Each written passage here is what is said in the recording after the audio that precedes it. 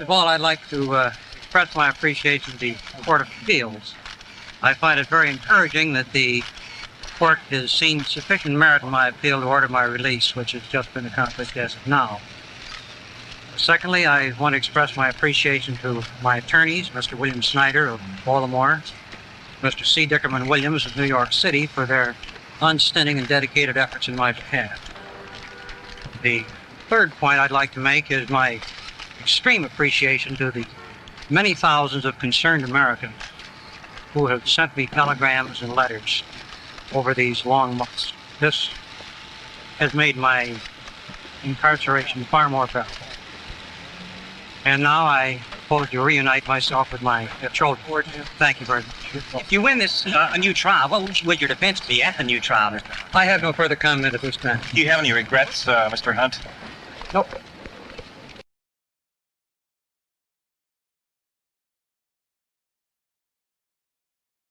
Well, no regrets. He has no regrets because it ain't over. It's just beginning. That's just the beginning of his problems, Eric. Of course he has no regrets. He just got out of jail to have a trial where he will then go on the Buckley show, which we showed previously. That's part of his PR campaign to lower his, decades-long sentence, which does get reduced to 2 to 5 years. He does 33 months, I think. He will go back in to prison. This is the appeal has been upheld by the Court of Appeals, and he will not win. He will go back in for 3.5 years, and deal with that. Yeah, I mean it's a long stretch. I mean, but his problems don't even start. You think those are problems? His problems get crazier once he gets out. I mean, everything about Hunt. Hunt is the most interesting man, without a doubt, in the entire Watergate legend, Eric. Yeah, I mean, the novels, the spying, the CIA, the family, the killing of his wife. I mean, the blackmailing, supposedly, which he says is not blackmailing. These trials we're going to discuss now. All the different things. I mean, it goes all the way to the last minute of his life, Eric. Wow. Yeah, I mean, you could do a 6-part series. You know, I'm cramming in, I don't want to say cramming, but there's 3 separate parts to today's episode, and it's part 3 of 3 parts. I mean, each of the 3 today could have their separate episode, but we got so many Watergate characters to get to that this could be a 6-part series just on Hunt, is what somebody just told me before the show. And indeed, it could be, but we don't have time to do a 6-part series on one guy. But if we did, it would be this guy. I mean, it's just fascinating what this man went through and maybe didn't go through, because there is a hall of mirrors here regarding the CIA. We don't know who's telling the truth, Eric. Good point. But we're going to get into the thing right now. We're going to talk about, if you want to do that breaking news thing out of Jefferson Morley's camp, why don't we get that out of the way? There's breaking JFK news live. We're going to go with a live news that just broke today from Jefferson Morley. This is sent to me by Paul Blau out of Montreal, one of our JFK researchers. Jefferson Morley is reporting that a whistleblower has found a number of boxes at a CIA off-site, which was a stone building in the shadow of Dulles Airport, ironically Dulles. And in this stone building, if you scroll down, you might see another picture of the building. This is an off-storage site for the CIA. Herndon, which is interesting. That's what's that? It's in Herndon, it says. Okay. There is the site locked up, and a whistleblower was in there, not even looking for JFK stuff. The whistleblower in the article says they came upon a number of boxes on the label that said Oswald in Mexico City. And we all know how big this is to this entire genre. And Morley and I disagree. Morley is now saying that he believes, of course, this is his speculation, that inside there are films of Oswald in Mexico City. I believe it's the entire plot to frame Oswald in Mexico City, which we're going to get into today. I will not buckle on this. If I saw a film, I might buckle, but other than seeing actual film of him in Mexico City, keep in mind, they fraudulently faked photographs of him in Mexico City. If Morley believes they did that for reasons I don't know why, they just as easily could have shown him in Mexico City based on Morley's analogies. This is Joe and Heidi's, who ran the JM Wave operation out of Miami, the arch nemesis of Morley. I believe that he was never there. Morley believes he was there. I believe the entire plot is a frame up of him in Mexico City. Morley believes that he was there in Mexico City. It's two divergent views. And, you know, JFK researchers can agree to disagree on various things. Morley is far more deep statey than I am, having come from the Washington Post, and was recently on with James Rosen on the release of his new book about Richard Helms, which I recommend. It's The Scorpion's Dance, I think it is. He also wrote The Ghost about Angleton. But this being said, these items that are in this box is either going to make Morley dreams come true, or will vindicate in some way what I believe is that the frame and that these documents, as I've said on this show for over 2 years, everything left in the vault is about Mexico City. And I've said this to Eric, and we've talked about it on this show repeatedly. This kind of vindicates what I've been saying. Now, what is it about Mexico City? I believe in those boxes are the structure and documents regarding the frame-up of Lee Harvey Oswald in Mexico City, September 28th. This is 2 months before the assassination. They were already doing stuff with Lee Harvey Oswald in Mexico City. The Achilles heel of the JFK assassination is Mexico City, because if they're framing him in September, 2 months before a random lone nut assassin, then they're culpable, then the frame sticks, then they're part of it and need to be indicted in absentia in some sort of a structure. Some of them are still alive. We're going to get into David Atlee Phillips today a little bit and his connection to this, Richard Helms' connection to this. This just happened to happen this morning. So we're going to start off with the three tramps, because everything starts off for Hunt post-prison. This is post-prison. He's now called before the Rockefeller Commission. He's called before the House Select Committee on Assassinations. Everybody wants a piece of Hunt at this time. And books are coming out about Hunt. Everything's about Hunt. He is not Liddy. Keep in mind, Liddy is ex-FBI. Liddy is kind of the guy who took one for the team. Liddy is the guy who said, I'll do all the time you want. You want to shoot me in the head? Shoot me in the head. Tell me what corner to stand on, Eric. But Hunt goes all the way back to the beginning. The reason that Hunt is of interest is he goes back all the way to Wild Bill Donovan and the OSS. Yeah. And he knows, and it's not even a literary term, he knows where the bodies are buried. And, you know, whatever you want to make of Hunt, good guy, bad guy, his son is still out there. His son has hooked up with Roger Stone and written a wonderful book on the George Bush crime family, if anybody's interested in that. Roger Stone and him wrote a book about it. And he's written a book recently, this is St. John Hunt, about his mother, Dorothy. And he now came to believe, which he didn't at the beginning, that his mother was murdered in a plane crash by the CIA. Charles Colson told him that to his face years ago. Wow. And oh yeah. And he has now come to believe, which he did not come to believe at the beginning.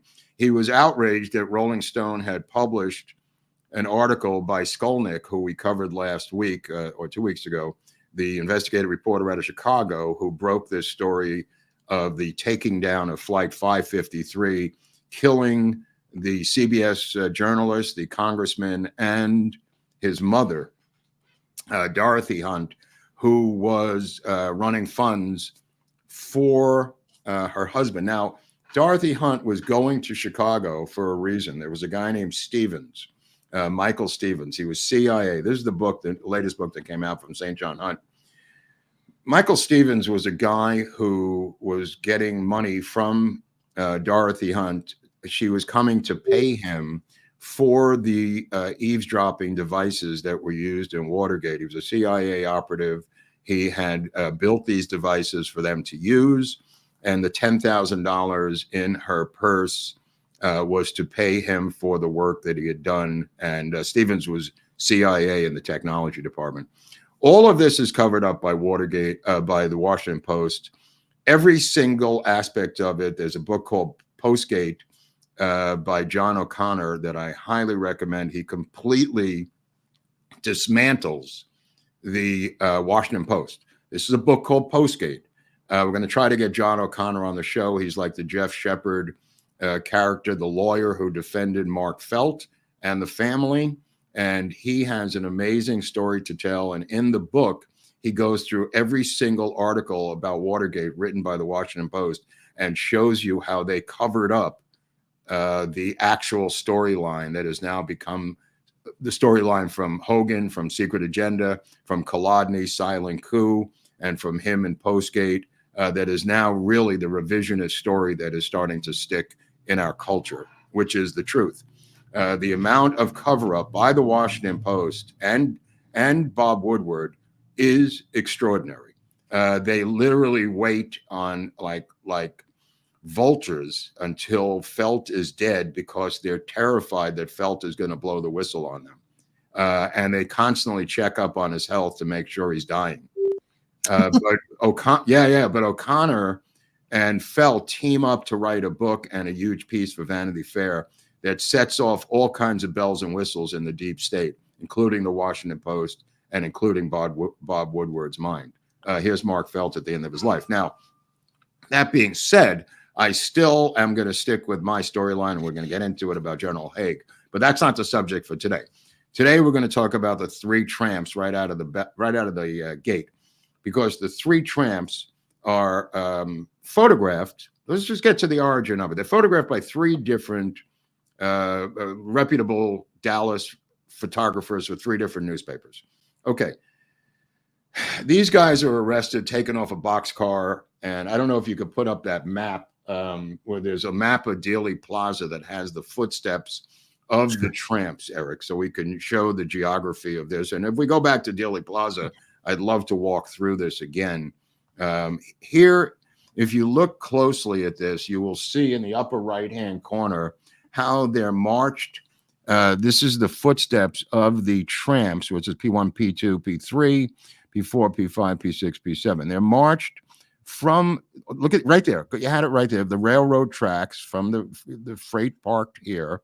They come out of there. They're marched in front of the building and into the criminal courts building. That is their perp walk, if you want to call it that. A couple of them were held for about, well, we're going to get into how many days they were held. But the point of the matter is, this becomes a bone of contention. But let's just talk about the facts first, because the three tramps, and there is a fourth tramp, and I'm going to get into it, Gus Abrams, John Gedney, and Harold Doyle. Took about till 1985-ish for the LaFontaines, two investigative journalists for the Houston Post and Houston newspapers, to go through the Dallas police records and finally find the arrest documents of these three real tramps who really were tramps. Everything else is Bubameises. The tramps had stayed at a halfway house, a homeless shelter. The night before, they had showered and gotten cleaned up. A couple of them got some new used clothes out of the bin, and they were in the boxcar when the event happened. There was a fourth guy. I want to tell you his name is John Elrod. Now, John Elrod will be arrested. He'll be held for 4 days. He's a fourth tramp that no one's ever heard of.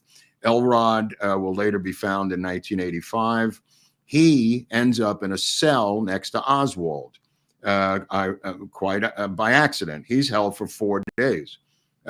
Released, again, another tramp having nothing to do with this stuff. So nobody was identifying these tramps for a number of years. There was no records of it. And finally, the LaFontaines, in the 80s, they wrote a book, which I'll show you. Where is this book? Because Oliver Stone later optioned this book to make a movie called JFK 2. There's a copy of the book by the LaFontaines.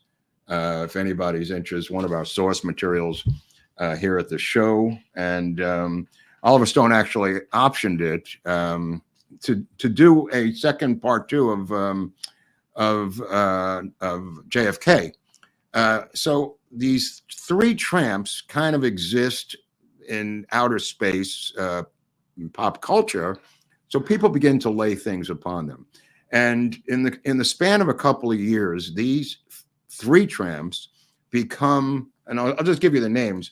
They become Thomas Arthur Valley, Charles Harrelson, Fred Lee Chrisman, E. Howard Hunt, Frank Sturgis, and Chauncey Holt. Charles Harrelson coming from Jim Marr's book Crossfire, erroneously. All of this is erroneous, but there are many mistakes that have been made by early researchers, including mine. All of us are amateurs in doing this. This was a mistake that was made, and it's kind of interesting. Harris wrote his whole Abrams, Doyle, Gedney. Yeah. So the last 3, Abrams, Doyle, Gedney, which sounds like a law firm, are the actual 3 tramps.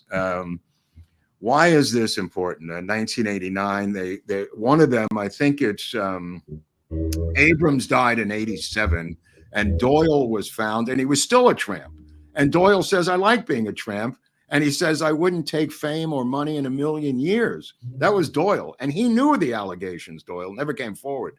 Abrams died in 87. They were just, I mean, they never really made it. You know, they remained, broke most of their whole lives. There's Doyle in 85.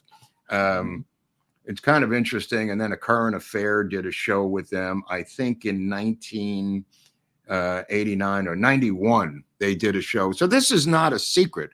A Current Affair covered this, and people still hammer this despite the fact that this is long buried. This is long buried. I know it's hard for certain people to accept it, but we have to accept it because we have to move on with the story. And I'm going to tell you why the story is of interest. I'm going to get into a guy now named A.J. This is the book, but we're going to get into the guy who wrote the book, and his name is A.J. Weberman.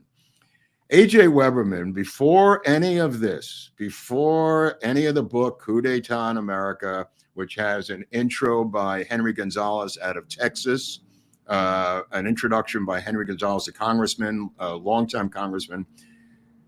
A.J. Weberman was a self-made yippie, Dylanologist, garbologist, his terms invented by him. He made his bones by writing for the New York Free Press and the Underground Press in New York, going through Bob Dylan's garbage in Greenwich Village. This is a picture of Weberman. I just want to show you who A.J. Weberman is. A.J. Weberman then forms a group called Freedom Dylanology, the Rock Liberation Front. And he starts to attack, I guess he was ahead of his time, begins to attack wealthy rock stars for not giving back to the movement. And he goes after Dylan, but he started out as a Jewish boy in Brooklyn, of course, and served as the president and possibly the only member of the Haystack Calhoun fan club. You can't make this up, people. So Weberman. What is that? What's Haystack Calhoun? I've never heard of that. People know, Hunley. The people know. Ask the people. Ask the people who Haystack Calhoun is. I saw Haystack Calhoun wrestle Gorilla Monsoon at a Providence State Fair on purple mescaline barrels. And for anyone who knows what I'm talking about, that was surreal. Haystack Calhoun was a very famous wrestler, Anyway, so he goes to Michigan State. And he comes back to New York, and he begins to do what's known as Dylanology. In 1969, he writes a book called Dylan to English Dictionary. He actually had a lot of legit shit. He goes and hooks up with David Peel. People know David Peel on the Lower East Side, makes a short film about Dylan, and gets into actually with John Lennon and and freeing John Sinclair. And a lot of these dots connect to stuff we've done. He starts hassling Jacob Dylan, Bob's son. Folkways Records issues an album, Bob Dylan versus A.J. Weberman. Their phone conversations, Eric, where they're yelling at each other. I mean, Dylan attacks him at one point. People who know this story know who A.J. Weberman is, and I just had to do all this to explain A.J. Weberman. If you could go back to the Yippies and watch the Abby Hoffman episode and the John Sinclair episodes, Weberman is of that world. But he made his bones on the concert for Bangladesh. This is true. There's Dylan attacking A.J. Weberman because Dylan actually had to move to Woodstock, New York, because of these situations where Weberman is going through his garbage, that he's taken everything out and writing an article about it. He's using this tomato sauce. He's using this toothpaste. Just completely creepy, weird crap. So Weberman calls a press conference in the office of Alan Klein. Now, Alan Klein was people remember he was the manager for the Beatles.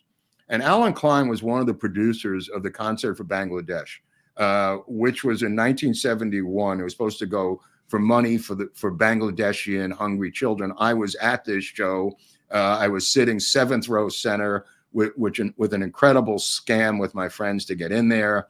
But what he does, what Weberman does, is he breaks into a press conference by Alan Klein and accuses him of stealing the money or some of the money that was going to charity. And John Lennon backs him up and says, Alan Klein stole from us too. He's a crook. And that's from A.J. Weberman's political activism in the rock world. And he creates this rock liberation front. And he also protested that Led Zeppelin was getting $75,000 a concert at the time. He was ahead of his time in terms of rock stars becoming land barons and kings of their world. You know, the fact that they became multimillionaires and didn't give a shit about the little people anymore. He then gets involved in organizing protests against Nixon, Weberman. So it comes full circle. He writes this book, and in the book that he writes, and he's got his sources for the book. Now, the book Eric showed is a book that is filled with stuff about the three tramps. And in that book, he alleges that one of the three tramps is Frank Sturgis. That's where it comes from. This other tramp is E. Howard Hunt. Okay, and he goes page after page, overlays in the book, plastic, in the original book. The original book had plastic Velox overlays on it where you could fold over the, let's see if I have it here. There's my copy of the book, which I've had for a while.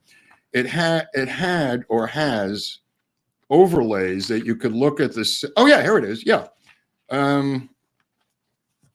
Like here is a Velox overlay that goes over the face of each guy to show that they're the tramps.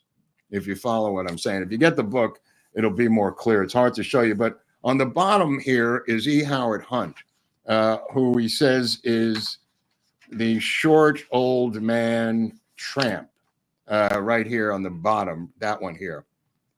And he makes the case that Hunt has a deformed ear. I don't know if you could show this picture, Eric, of Hunt's ear. We're going to get into the weeds. When we do a show, we do a fucking show. He says that this ear is one of the tramps. This is the tramp. And then he shows you Hunt's actual ear. Find Hunt's ear. There we go.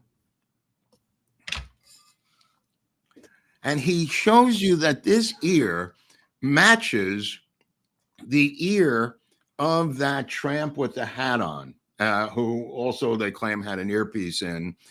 We've also got the phony Lansdale ring guy walking in the background that we covered during the Lansdale episode. Everybody and their mother was in front of Dealey Plaza, according to various researchers.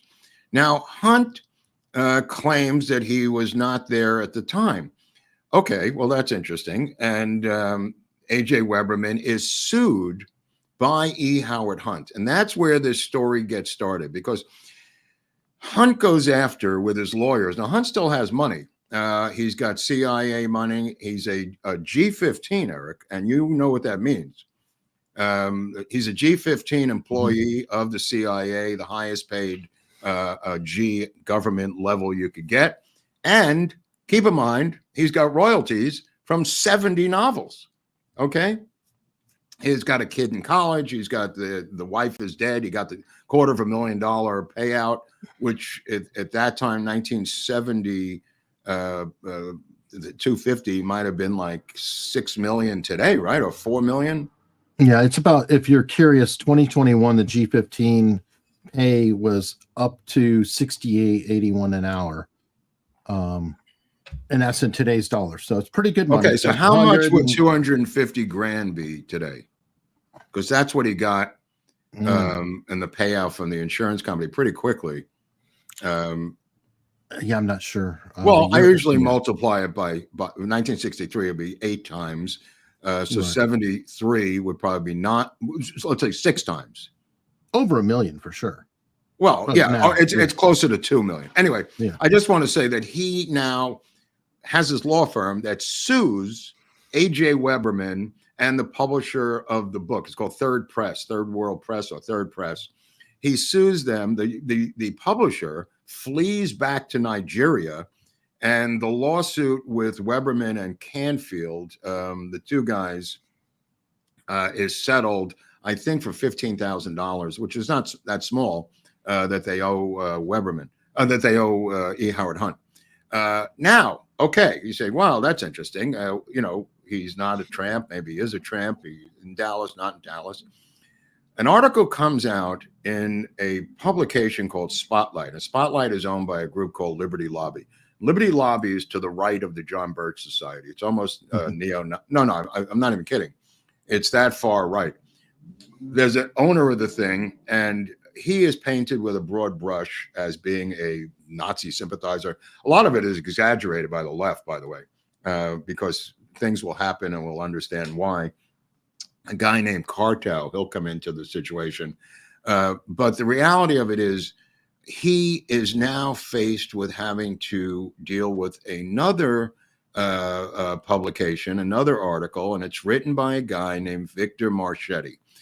Victor Marchetti, just so you know, he wrote this book called, I don't know if Eric has a picture of the cover, called The CIA and the Cult of Intelligence, which is kind of a takeoff on Dulles' book, ironically, The CIA and the Craft of Intelligence, which I pointed out last episode was ghostwritten by E. Howard Hunt, this is Victor Marchetti. He wrote this book with John Marks, who people know as a mind control author who's got quite a reputable reputation. Victor Marchetti does not have a reputable persona. He is CIA through and through. He's perceived to be, at the time the book came out, a whistleblower. And he wasn't a whistleblower. And we're going to get into why he wasn't a whistleblower. He's a total alcoholic with a huge belly that apparently came out about 3 feet from him. You're showing his head, but below that head was a huge alcoholic gut.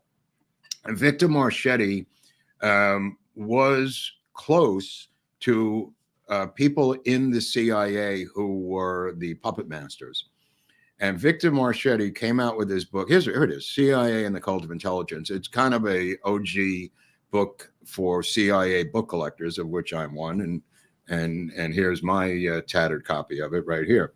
The reason it's famous is that it has redactions, and he had to go to court about the redactions, and they remain in the book to this day. And people can surmise what the redactions were, because after Watergate, and this is a post-Watergate book, 168 deletions demanded by the CIA within the book. After Watergate, there is a feeding frenzy of these committees to go after the CIA. They'll be forced to testify. You'll have the church committee. You'll have televised committees because they're on a roll, these people, and they want to take down or push the CIA back. And it was all good at the time. So Helms will testify, Angleton will testify, E. Howard Hunt himself will testify. before all these committees. And during these committees, it comes out about the tramps. And Hunt says, it doesn't matter. I wasn't in Dallas that day anyway. I was home, watching the assassination. And then he lays out this for the committees. He lays out what he did that day on November 22nd. He was with his wife, Dorothy. They went to Chinatown in D.C. They bought Chinese herbs. They came home. They were cooking Chinese dinner. They went to a place called Wa Ling in Chinatown. She had lived in Shanghai. By the way, it turns out that St. John Hunt, to his credit, found out that his mother was a honeypot for the Soviet intelligence and used her body to, let's just say, help U.S. intelligence as a honeypot. And this is in his new book. He's gotten a lot of new information about his family. So anyway, so his rap is that he went to Chinatown. He was off that day, or was in the office, and then went home. He was driving the car. He had the baby in his hand, their newborn baby, I think Kevan, there was a daughter, and that Hunt was in school, and his other daughter, Lisa, was in the same school that RFK kids were in, by the way. And he is in the car holding the baby while his wife goes to these Chinese grocery store called Wa Ling. And that was on the record. So on the record, it's for everyone to see. This guy, Victor Marchetti, writes this article, and this is where this story actually begins for us today. Victor Marchetti writes this article. Now, the article is interesting because of what I'm going to tell you about the article. The article, and I'll just give you just an intro to the beginning of the article. A few months ago in March, there was a meeting at CIA headquarters in Langley, Virginia, the plush home of America's super spooks overlooking the Potomac River. It was attended by several high-level clandestine officers and some former top officials of the agency.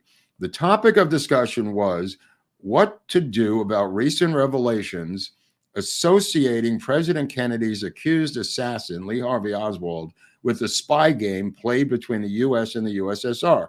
A decision was made and a course of action determined.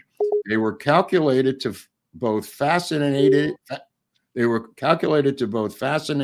and confuse the public by staging a clever, limited hangout, Eric, when the House Special Committee on Assassinations holds its open hearings beginning later this month. So the article comes out on the eve of the House Assassinations Committee, and a limited hangout is spy jargon. We know what that is. And with their veil of secrecy is shredded, they can no longer rely on a phony cover story to misinform the public. We will probably never find out who masterminded the assassination, blah, blah, blah, 15 years after his murder. But during the next 2 months, according to sensitive sources in the CIA, we are going to learn much more about the crime. An example is a limited hangout. Okay, chief among those, this is the bottom paragraph, chief among those to be exposed by the new investigation, Eric, will be E. Howard Hunt of Watergate fame. His luck has run out, and the CIA has decided to sacrifice him to protect its clandestine services. The agency is furious with Hunt for having dragged it publicly into the Nixon mess and for having blackmailed it after he was arrested. The article goes on to say, and I'll just quote you the Hunt parts. Hunt is vulnerable, an easy target, as they say in the spy business. His reputation and integrity has been destroyed. The death of his wife, Dorothy, in a mysterious plane crash in Chicago still disturbs many people, especially since there were rumors from informed sources that she was about to leave him and perhaps even turn him in. And it goes on and on about A.J. Weberman and the book and everything else.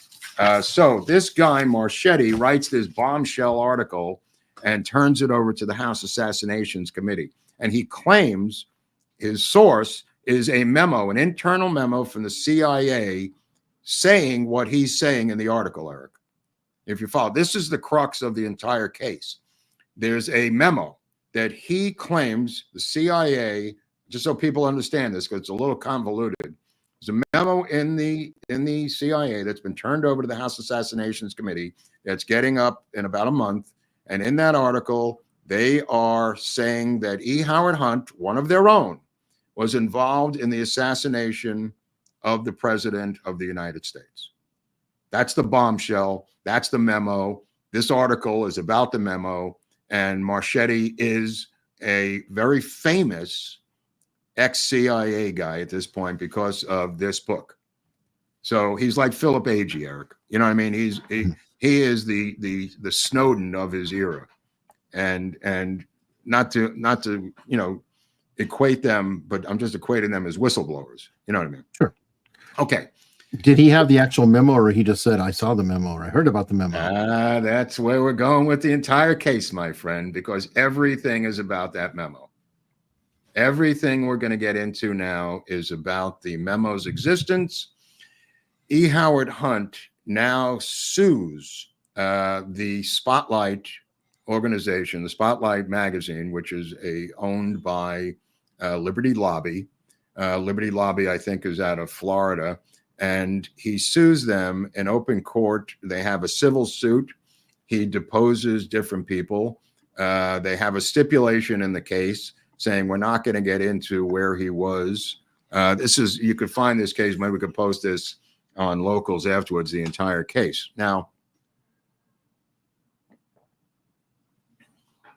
Hunt brings in his lawyers, and make a long story short, he is victorious in this case. It's a slam dunk case, and he's awarded by the jury $75,000 in punitive and then compensatory damages, the reverse, 75 and 550,000. He's awarded $650,000 by the jury.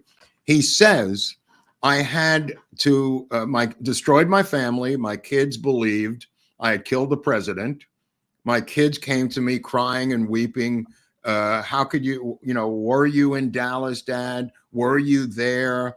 How could we live with you? He says in the case, in the courtroom, they explain how his family life he's now a widower with 5 children, and the children are crying to him saying, were you in Dallas, November 22nd, 1963? And he's explaining, of course I wasn't.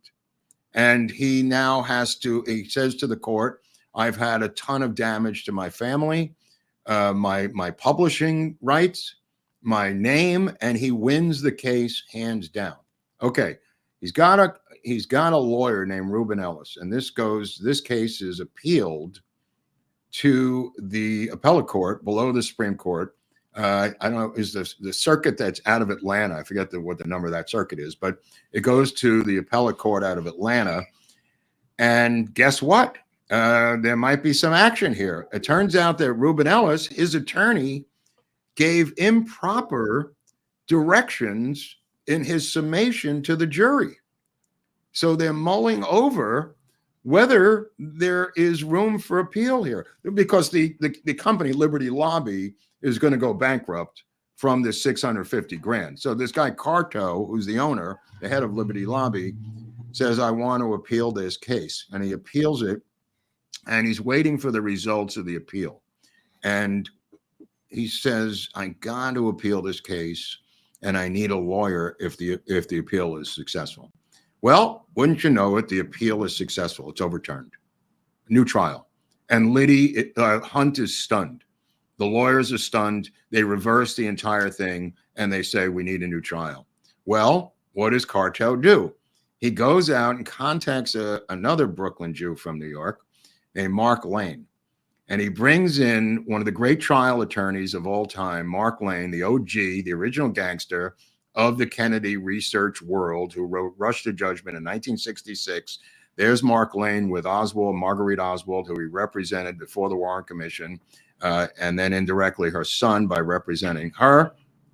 Mark Lane writes the book Rush to Judgment, 1966, goes to #1 on the New York Times bestseller list. The CIA puts out a memo through Operation Mockingbird, coming up with a phrase designed specifically to destroy Mark Lane. And that phrase, for the first time in American history, in a memo, is conspiracy theorist. He's a conspiracy theorist. And the CIA tells all of their media assets, TV, print, and publishing, radio, to attack Mark Lane for his book Rush to Judgment by calling him this new term, conspiracy theorist, which is what they do. Article after article comes out in 1966, 1967, attacking him as a whack job and a conspiracy theorist. Now, Mark Lane will go on to work with a guy named Garrison down in New Orleans. He will help Garrison, the DA, put his case together there, and he realizes that there's a lot of stuff to undermine that's going on by intelligence agencies. He quickly sees that and tells Garrison about the holes in his ship, to no avail.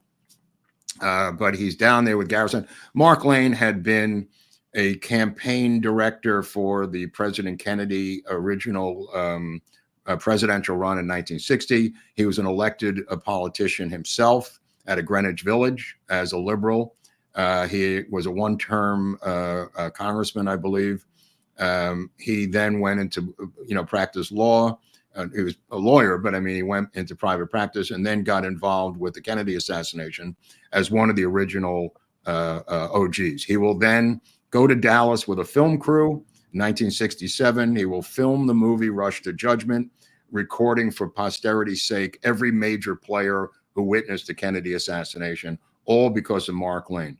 Okay, Carto and Mark Lane are politically opposite. One is far right, the other is far left. However, Lane takes the case, and he decides that this is too big of a deal for me to pass up because of petty politics.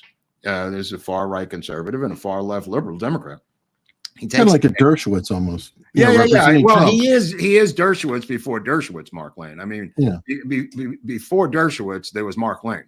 So it's kind of interesting. So he takes the case, it's overturned, and he begins to depose people. And one of the stipulations in the original case was that they would not discuss the stipulation of Hunt not being in Dallas on the 22nd of November. It was a stipulation. We are going to stipulate, both sides, that we're not going to go there in the civil case. And they both go, okay, that's fine. So right out of the gate, first thing he wants to do is go after Hunt for being in Dallas on the 22nd. So the lawyers for Hunt, who are really, well-to-do lawyers, just have a heart attack, and they go, we stipulated that. And he says, you stipulated that for that trial, but not the case. And they went, what? And he was right. It was for that trial alone, Eric, not the entire appeals of the case process. This is now a second trial. Get it? So the judge agrees with Mark Lane, and the stipulation goes out the window. And now it becomes this incredible battle to the death of Mark Lane calling people in to depose for this case. Now, let me tell you the people he calls in, and we're going to get into it. He calls in a guy named Richard Helms, the head of the CIA. He calls in David Atlee Phillips, the former head of the Western Division of the Central Intelligence Agency, to testify. He calls in Marita Lorenz, who was the lover for Fidel Castro, to testify. He calls in former CIA head Admiral Stansfield Turner to testify. All of these people are being deposed. They don't have to appear in court, Eric, but they're deposed. He deposes Marchetti. He deposes a guy named Walter Kuzmuck, who I'm going to get into. And he picks apart the Hunt narrative. And once he picks apart the Hunt narrative, which I'm going to get into, he has all of these different people testifying. What are they testifying about? The memo you just mentioned. He said, is there a memo? And who has seen this memo? Where is this memo? Who's got the memo?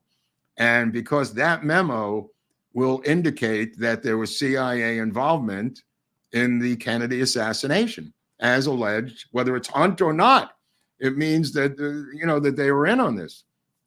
Okay, so Hunt says that he went and got this Chinese food, right? And he deposes Hunt. And Hunt and him are banging heads.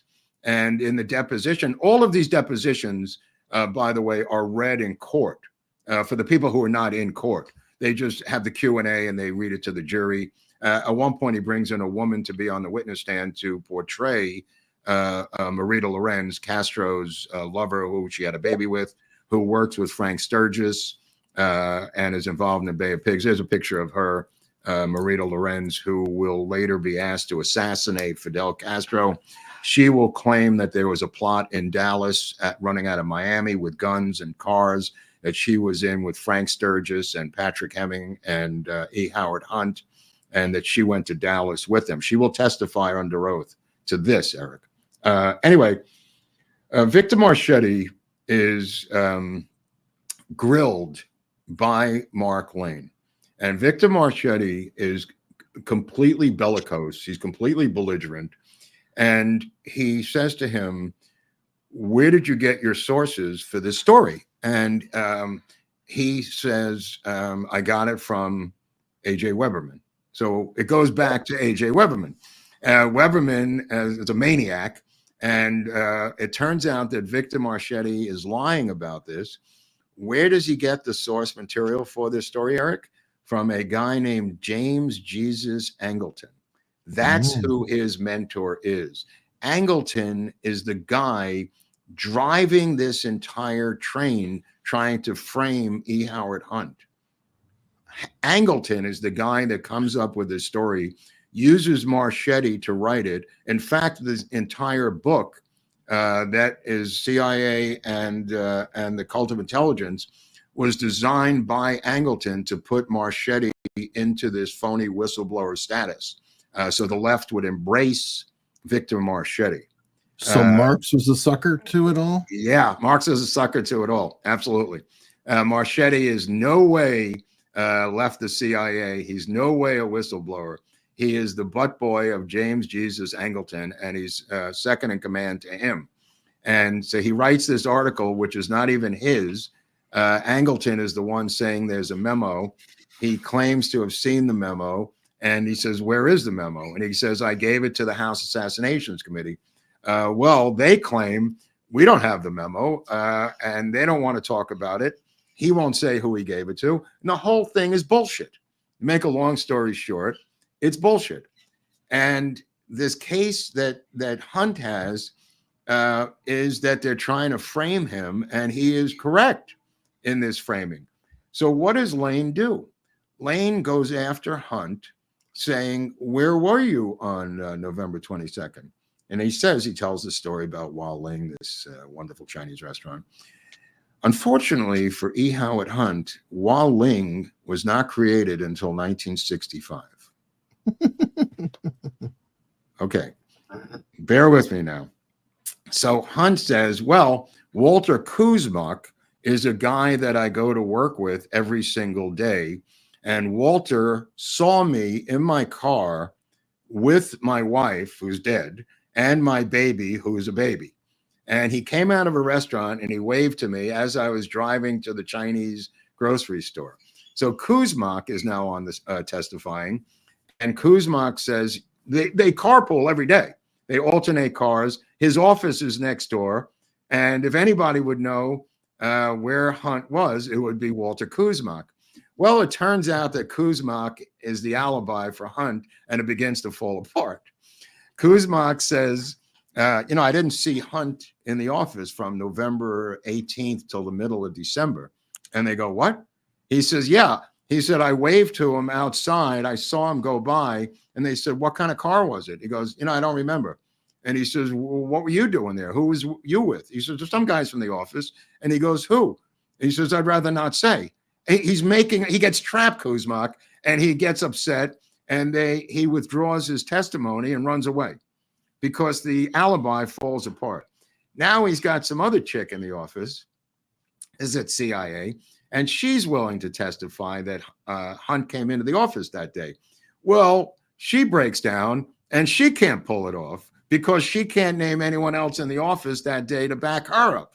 These are the two alibis that Hunt has set up with these two CIA co-workers to show that he was in the office on November 22nd, 1963. And it turns out he wasn't. And St. John Hunt says his mom told him when he was growing up that his father was in Dallas on November 22nd, 1963. The reality of it was that they were asking the wrong questions.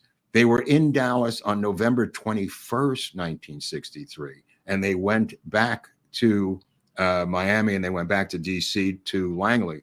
He was there the 21st. They bring in a guy named Bill Corson. There's names in Marchetti's documents, and the names are on the side, these initials: BC, Bill Corson, JA, which we later find out is James Angleton, AJ, which is obviously AJ Weberman. Bill Corson comes in, another CIA guy, and he can't vouch for him. Lane deposes him, I think it was May 15th, 1984. Keep in mind, this is in the 80s, Eric. This is 1984 that this case is going on. So the first case was like 81, and he now goes back and says, I wasn't at Waling. It was a place called Top Chong or something. Comes up with another name. He misspoke because he's trying to repair his alibi, Hunt. And it turns out that he was not where he said he was, Eric. He was not in the office, and the CIA will not back him. Why? Because Angleton is throwing him under the bus, saying this is our limited hangout. We're going to throw Hunt to the wolves, to the House Assassinations Committee, which is what they're attempting to do. And Hunt realizes this, and he's now fighting for his life. Wow. Okay. Keep in mind, we discussed this during the week. Earlier in 1967, David Atlee Phillips comes to UCLA, and he debates Mark Lane. He debates Mark Lane. There's audio of this. You're welcome to find the audio. Eric knows where it is. We can post it. He debates Mark Lane in front of a bunch of students. And it's the first time, and Mark Lane can't believe it, he's debating the head of the Western Division of the CIA. Now, in that debate, the only thing that comes out of it is a revelation, which people didn't even recognize at the time. It was not a big deal. But David Atlee Phillips, who, by the way, his brother was a screenwriter who wrote Thunder Road, the Robert Mitchum movie. David, who's also an alcoholic, David Atlee Phillips, got kicked out of 2 prep schools for alcoholism. David Atlee Phillips reveals in the debate that Lee Harvey Oswald had never been in Mexico City, as David Atlee Phillips. Yeah. And it goes over everyone's head because it wasn't an issue in 1967. But he reveals that Oswald was not in Mexico City in 1963. Now, here is something of interest. David Atlee Phillips will now be called to testify. He shows up with 2 CIA lawyers and a Mr. James Smith. There will be a Mr. James Smith. There will be a Mr. John Smith. And Mark Lane says, and who are you, sir? He says, I go by the name Mr. James Smith. That is a pseudonym. I will not be revealing my real name. I am here representing the Central Intelligence Agency and the people of the United States of America. So Mark Lane goes, what? He says, you got to put your name down. This is a legal deposition. He says, I don't believe I have to. And if you want to go to the U.S. Supreme Court, I'm quite willing to do battle with you. So this James Smith, whoever he is now in this deposition with David Atlee Phillips and his lawyers. And he keeps whispering into Phillips, really bizarre. This will happen again when Richard Helms testifies and is deposed by Mark Lane. A John Smith shows up saying, I am John Smith. And they say, that's not my name. I will not provide an address. I will not provide an occupation. I will not reveal who I am. I am here for this deposition and to advise the guy being deposed about CIA rules and regulations. Okay, so Mark Lane says, fuck it. What do I care if this guy's sitting here? And he lets it go both times. It's kind of weird. But he didn't want to get tied up in some legal battle over this one thing. You know, Liddy shows up. Liddy's the best one of the whole thing. So Liddy testifies. David Atlee Phillips testifies. Marchetti, Stansfield Turner. But Liddy comes in with no lawyers. Liddy just comes in and says, I'm an open book. What do you got? And Liddy just answers every single question. And he says, did you ever plan to murder anyone with Hunt? He goes, yeah, we planned to murder Jack Anderson, the columnist, famous investigative reporter. I think that's on the record. And he says, well, did you know anything about assassination? He goes, nah, but Hunt did. He says, so he's laying the groundwork, Mark Lane. And it's brilliant how he does this. And this is in the deposition form.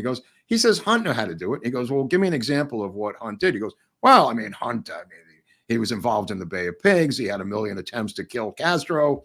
He was involved with Roselli to kill Trujillo down in the Dominican Republic. That went well. And he said, he said, how did you plan to kill Jack Anderson? He said, well, Hunt came up with this idea called aspirin roulette. He said he'd used it before. It was very successful. And he says, what does that entail? Now, keep in mind, Liddy's under oath. And he says, well, you take a poison pill from this guy, Dr. Gunn at the CIA, who I met, and he gives you a poison pill shaped like an aspirin. And you put it in with the aspirin bottle. And whenever the guy eventually gets a headache, at some point, it could be in a week, it could be in a year, he's going to go through all the aspirin in that Bayer bottle.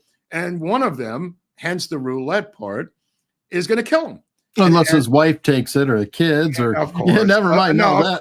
of course. It's absurd. It's absolutely absurd. But Liddy said Hunt had success with aspirin roulette. What do I know? So he's telling this to Mark Lane, and he's laying the groundwork for Hunt being involved in assassinations, whether it's Arbenz in Guatemala or other operations. Phillips says something of interest. I'm going to tell you what David Atlee Phillips says. And this is the only thing of interest that he does say. And Victor Marchetti says the same things, and it's in Ted Zulk's book, the biographer of E. Howard Hunt. Zulk worked for the New York Times. When Hunt was rejected from his ambassador, by the U.S. ambassador to Spain in Madrid, to be an agent inside the embassy, he was rejected by, if you remember the name, Bob Woodward, who was our U.S. ambassador to Spain. Helms, as a booby prize, sent him, this is the first time it was revealed, for a number of months to Mexico City and made him assistant station chief September and August of 1963. This is the only thing Phillips reveals. This has never been revealed before. Hunt denies it under oath in multiple hearings, hadn't been to Mexico until from 1961 or 1959 to 1971. Hadn't even been in Mexico. Completely denies any connection to Mexico City. Marchetti says the same thing in his deposition, that Hunt had been the station chief in Mexico City for a number of months, specifically August and September, the real magic months in terms of Oswald, in 1963. And Phillips drops this bomb in the middle of denying everything and using their incredible skills as liars. I mean, these guys are poetic. When you read the deposition, they're not just saying, I don't recall. My mother could do that in a civil case, Eric. Dude, they are so good at this. And Helms is the best. When you read the transcript of Helms, well, who knows? Maybe. Let me think back to that day. Oh yeah. And I go, yes, if only I could remember that. Could you say the question again? Dude, they're masters. Absolutely. It's filibustering the answer. But even the short answers. Did the CIA kill President Kennedy? He goes, I never heard that before. He just goes, I never heard that before. And he says, have you ever heard the name Clay Shaw? He says, no. Who is that? He says, well, a month ago under oath, you said that Clay Shaw was an agent of the CIA. He goes, that same Clay Shaw? That's who you're asking me about? I mean, dude, they don't give an inch. And so Lane, he's methodical. He doesn't give a shit. He just said, he whips out a transcript from another thing under oath for each of them. He says, you said this 5 years ago in a trial. of this case here. You said that blah, blah, blah. And they go, oh, okay, all right. If I said it before, that's cool. But they know they've said it before, and they still won't give an inch. Wow. Anyway, so these things that he's pulling out of these people are gold for Lane, because Lane doesn't give a shit about the civil case anymore. He knows that civil case is never going to happen. He's never going to win the money. He's already made sure because of the lies that Hunt has told. And he goes back and he realizes that Hunt has made one fatal flaw. And his alibi for being at home the whole day are his children. They were with him watching TV the whole day. So Lane says, that's interesting. Your original defense was the knowledge of you being involved and being in Dallas on November 22nd completely destroyed your family. That's how you got the award. Now you're saying that they are your alibi, that you are home. Why would they be destroyed of the knowledge of you being in Dallas when they know you were home with them? And Hunt's head goes back like he was hit by a man like a Carcano with an accurate, in the witness chair. His head goes back and to the left. And he's stunned that he's caught by Mark Lane in one of the great trial moments of all time. And Lane's been in a lot of trials. The look on it, and he's looking at his attorneys and they're shaking their head. We can't help you, bro. We can't help you. And he was trapped by Mark Lane. And the jury is at the edge of their seats listening to this, going, oh my God. And there's nowhere for Hunt to go trial-wise. He's done. He's done. So what Lane does is he begins to focus on the assassination. And he goes to Cartel, the owner of Liberty Lobby, and he says, I think we've won the civil suit. He's never going to get the award. I'd like to pursue this assassination thing, being paid by him. And the guy says, go for it. And Cartel goes back to California and allows him to continue what he's doing.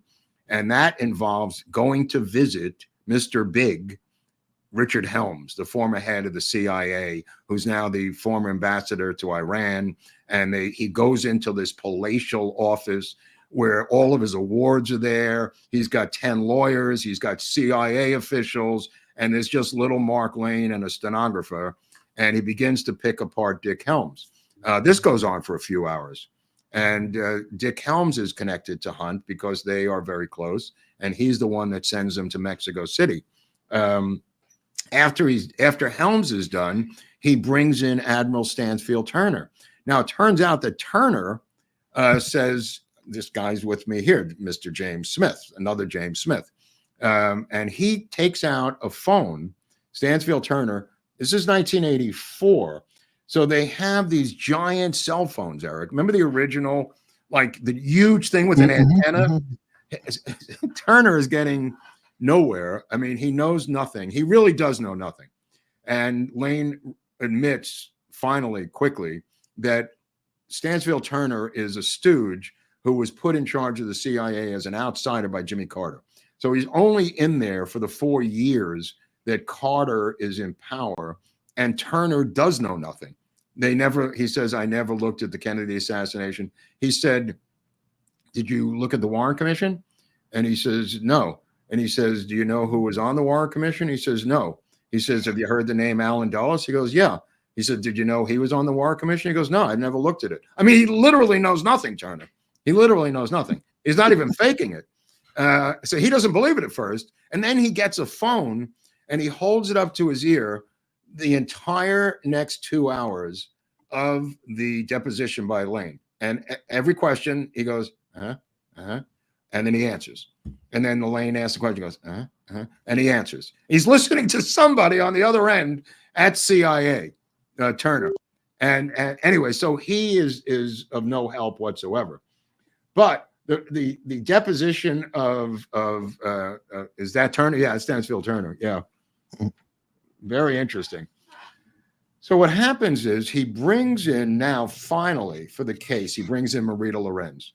Marita Lorenz gives a deposition, like I said, that she was part of a plot to kill Kennedy. Hunt was in the car. There was a carload of weapons. It was with Frank Sturgis and Jerry Hemmings and some Cubans. They drove from Miami to Dallas. This was the day before the assassination, went to a halfway house. She testified under oath that Hunt was the paymaster. Hunt took money out of an envelope, gave it to Frank Sturgis, and Frank Sturgis was involved in the assassination. Everybody left, including her, on the 21st. And he was not in Dallas on the 22nd. He was in Dallas on the 21st, Hunt. But he had no alibi because he didn't come back right away. He was out of the office until, I want to say, early December. What was he doing in Dallas on the 21st? We don't. Well, the 21st, he was there as a paymaster, which is he was paying a Sturgis because she saw him take out crisp $100 bills. Now, keep in mind, he was the paymaster in Watergate, too. So it's not unusual for him to be the paymaster. We're going to get into his deathbed confession at the end of this episode, but we're going to talk about now that this is unbelievable. I just want to tell you this because he has a special relationship, Richard Helms, with a guy named Lyndon Baines Johnson. And he goes to the ranch to meet with LBJ. He goes to the ranch out in Texas to meet with LBJ, and he parties with him in a Jeep, them driving around drunk for days. This is before LBJ, when they come back to Washington, he appoints him head of the CIA. This is a fact that I found out. A lot of this stuff is new to me, too. He then becomes the head of the CIA. This is summer 1963, Eric. Keep this in mind. Go ahead. What do you got? Sorry. I got the swearing in. Okay, go ahead. Yeah. I knew that I was asking a great deal of this good man. He had already served his country, and he had served it long and well. And he had capped his career by playing a vital role in the development of the Polaris missile system. But once again, I felt that his country needed him, and the president needed him, and he complied, though reluctantly, with my request. He agreed to make still one more contribution to the security of this country, and he attached only one condition, that he could leave as soon as we decided upon a permanent successor. We have come here to the White House this morning because both Admiral Rayburn and I are satisfied that we have found the best man available as that successor. Both of us have worked closely during the past 14 months with the very able public servant whom we're swearing in today as the director of the Central Intelligence Agency, and who became a partner of Admiral Rayburn as his deputy by appointment at the same time the Admiral was selected. I am extremely proud of both of these men and their colleagues. The nature of their work does not often allow public acknowledgement. Well, I think we get the gist. If you could move forward, you'll see Helms accepting. That's all right.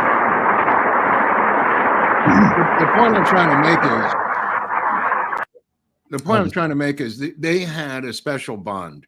Nixon had no connection to Dick Helms, and Nixon had no connection to J. Edgar Hoover, but LBJ did. That's why LBJ is so different. And what these people are pointing out is, and we're going to get into when we get into the deathbed confession, what they're pointing out is that LBJ had long years connection with J. Edgar Hoover, for instance. And I believe the death of J. Edgar Hoover, and this is a general statement, the death of J. Edgar Hoover created such a power vacuum in American political culture that it led to Watergate. It led to all kinds of different things. It led to Mark Felt going to jail, all these William Sullivan getting assassinated, all of these different things. He was such a block on the other side and whatever he represented, Hoover, that when he died, there was a vacuum, kind of a vacuum that was created like when the Soviet Union collapsed, when people of that size and proportion who have been in power for a long time 50 die, years. yeah, especially in intelligence, when they're gone, look, there was a rush to get his files. Just think about just the machinery of what's going on, all the dirt that he had on everyone. People are scrambling. There's a power vacuum that happens. Now, LBJ had a hugely tight relationship with J. Edgar Hoover. Again, Nixon did not, to his discredit, and I don't mean credit or discredit. By the way, Jeff Shepard was on this show and he was talking about Nixon never using foul language. That is apparently a lie. He uses the word "sea sucker" a million times. I don't know why he said that, Jeff. I'm really surprised. I thought he said that he used foul language, but he was worried about the usage of GD, which we've got criticism about. So other language, other words far worse than that he uses. But the religion, the blasphemy. He said it was blasphemy to his mother. I find this hard to believe. But anyway, we'll get into that when we see him back on the show. The reality of it is this St. John Hunt was in 5th grade at the time, and he says his dad was not home. That they all of them realized the dad was not home. Eric, here's a guy who doesn't know where he was on November 22nd, 1963. That is the weak part of Hunt's entire case. So he tries to build up the CIA alibis of CIA employees, and it collapses. And now they bring in this Marita Lorenz, who makes this statement that she witnessed, whether she's lying or not. This is what she said under oath. And she, at the time, was working for the DEA and the New York City Intelligence Division for drug enforcement. She was working with law enforcement out of New York. And whether you believe her or not is up to you. But that's what's on the record about this trip to Dallas on November 21st out of Miami. Okay, so Hunt says this, and his defense is destroyed. The jury comes back in the case, and they win the case. Liberty Lobby wins the case, and Hunt loses the case. The media goes crazy. The courtroom is packed to the gills. The media goes crazy, and Mark Lane is not allowed under Florida law to, the media goes crazy, and he's not allowed to interview them under Florida law, but he stands by as the jury's being interviewed, especially the forewoman of the jury. She says that it was never a question of malice or anything else. He lied about the assassination, and we believe that E. Howard Hunt was involved in the assassination to kill Kennedy. The jury foreman says this. The media says, you're completely delusional, lady. They turn on her, and that night on the evening news, they edit her statement to make her seem like a nut. So Mark Lane contacts the station, as does she. Turns out the station is owned by the Washington Post, who begins their cover-up of the trial itself. The book published, Plausible Denial, is blocked by 75 publishers. He can't get it published. The Washington Post issues a memo. Do not allow Mark Lane to publish this book about the episode we're talking about today, the trial.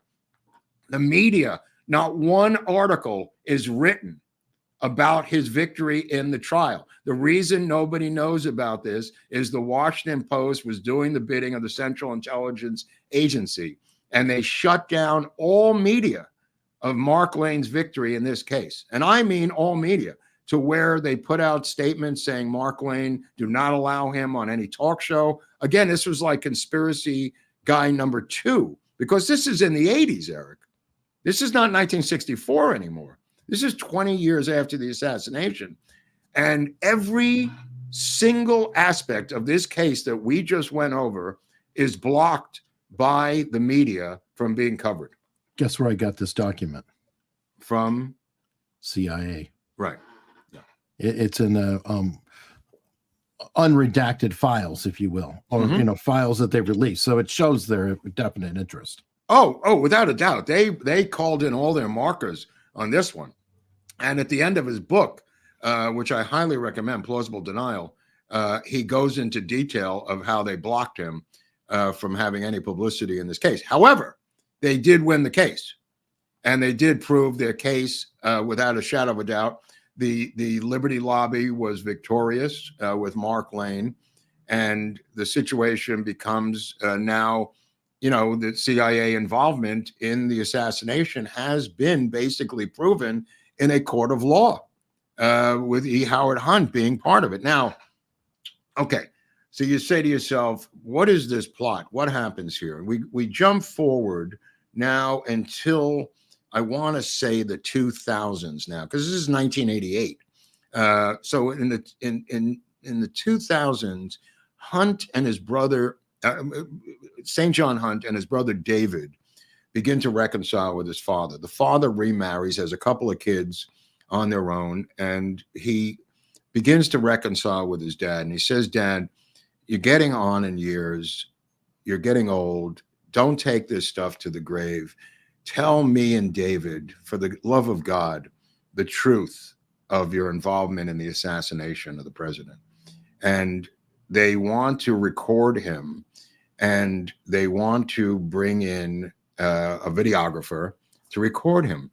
Now, who do they bring in? This is unbelievable. They bring in a guy that I told you about last week named Eric Hamburg. Now, Eric Hamburg is a guy that produced the movie Nixon with Oliver Stone and Any Given Sunday. And Eric Hamburg comes in, I think in 2003, and he records 10 hours, which he still has, of footage of E. Howard Hunt talking about the real plot to kill the president. And Hamburg comes in and records that on the behest of the Hunt sons. Now, who else shows up here, Eric? An obscure guy named Kevin Costner. Kevin Costner wants to buy the life rights of E. Howard Hunt, and he gives him a contract to buy about this story on the deathbed confession that Hunt is about to make. Oh my God. So Costner shows up, and he's a dick. He starts saying, "You killed the president. Who cares? Just tell me the story. I'll give you a check if I feel like it." And Hunt goes, "Whoa, whoa, whoa, bro. What are you talking about?" I mean, he's a total dick to Hunt. And Hunt throws him out of his house in Florida, kicks out Kevin Costner. And he creates a book, St. John Hunt, called Bond of Secrecy. It's a small book. It's only a few pages. But in the book itself is the explanation, which we're going to get into now, of his father explaining the plot to kill the president. Now, whether you believe it or not is up to you. This is the deathbed confession of E. Howard Hunt. St. John believes it. There are a lot of people who believe it. There's people he could have fingered who were enemies of his. And there's people he fingered who were friends who he did that he didn't have to. So it's not politically motivated. It doesn't line up politically, according to E. Howard Hunt. He believes, and we're going to get into some more of it. I'll read, maybe you could put up, I'll read if you could put up some of his handwritten stuff, Eric. Sure. I could read what it says. I think it might be. This starts with the letter. Well, here's the letter about Costner. Oh, you do have that. Okay. Yeah. That's the letter about Costner. So that's real. Okay. I mean, I've got several things. Okay. Here. Do you put up where it says 1962 on the top of the page, LBJ recruits Cord Meyer? Okay. The chain of command? The chain of command. Yeah, there's the chain of command. No, the next one, it says 1962. It's a lot of scribbling. That's it. Okay. See that one right there? I'm going to read what that says. It's going to be hard for the audience. I'll read what it says. 1962, LBJ recruits Cord Meyer. Now, Cord Meyer, he believes, who was like third in command of the CIA, his wife, the incredibly gorgeous Mary Pinchot Meyer, which I'd love Eric to put up that color photo of her, simply because I'm madly in love with her. She will be murdered by a black dude in Virginia while she was jogging. There's the mistress of JFK. That's the ex-wife of Cord. Thank you. Oh, thank you. Mary Pinchot Meyer is the sister-in-law of a guy named Ben Bradley of the Washington Post. And when she dies, Ben Bradley and his wife, her sister, go over to the house, and Ben Bradley goes in to look for her diary because she kept a diary, and he goes into her bedroom, and lo and behold, there's a man already in her bedroom, and that man is James Angleton. And Bradley says, "How did you get in here?" He goes, "Never mind how I got in here. Where's the diary?" And Angleton finds the diary with the help of Ben Bradley and seizes it. She's recently dead that day. Okay, so Cord Meyer, apparently, what Hunt says, he's embittered that JFK stole his wife, and he's not happy about it. So I'm just going to read here. Cord Meyer discusses plot 1963. There's Cord Meyer. No fan of JFK. Cord Meyer discusses plot with Phillips and brings in William Harvey. Now, I show you a picture of William Harvey because William Harvey, this is William King Harvey, also an alcoholic. He was in charge of assassinations as CIA. He will famously be involved in tunneling underneath the Berlin Wall. That's William King Harvey. He will tunnel underneath the Berlin Wall and put in wiretaps that were able to pick up Soviet KGB and East German telephone conversations. And he makes his bones as a CIA operative, probably getting an award there. Did he go back to OSS as well, or just CIA? Mm-hmm. Of course he did. Mm-hmm. So Harvey does this tunneling and wiretapping underneath the Berlin Wall. And at the time, it was so advanced that no one had ever done it before. And he is in charge of assassination squads. And he gets assassins, he gets shooters out of Italy, gets Corsican guys who are shooters. He gets ex-French military guys to do stuff overseas, Eric, to do stuff overseas. So they believe that William Harvey is brought in and Antonio Vesciana, and they meet with Oswald in Mexico City that year. This is from Hunt's writing. This is in his handwriting. William Harvey, just to digress a bit about William Harvey. William Harvey will be involved in Amlash and Operation 40 and the plot to kill Castro. He will lock horns in Operation Mongoose with a guy named RFK Sr. And RFK Sr. will be so outraged because he puts a sign up in his office, William Harvey, he puts it up in RFK's office, and it says the following, and people who are following the show will know what this sign means. The tree of liberty must be nourished by the blood of patriots. So RFK flips out and says, I never want to see this guy in my office again. And he bans him to Rome. He's sent to be the Rome station chief, but kind of disappears. They don't know where he is because he's not in Rome. So Hunt believes that Harvey has to be involved in this plot. Now, if you go back to that drawing, the first page that you had, Eric, the sketch. Yeah, let me get there. Okay. The command, right? Yeah, the first chain of command. Yeah.